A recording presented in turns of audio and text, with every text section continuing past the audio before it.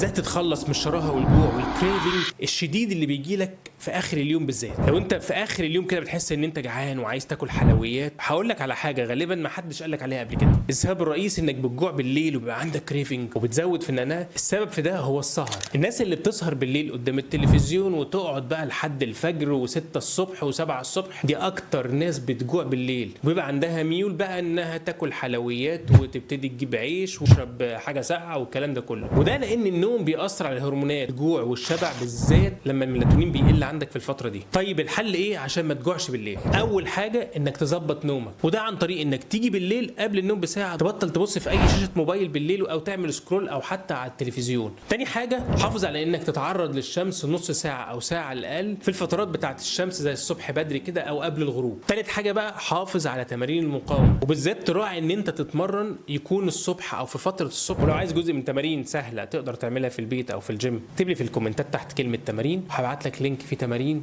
سهله تقدر تعملها في اي حته.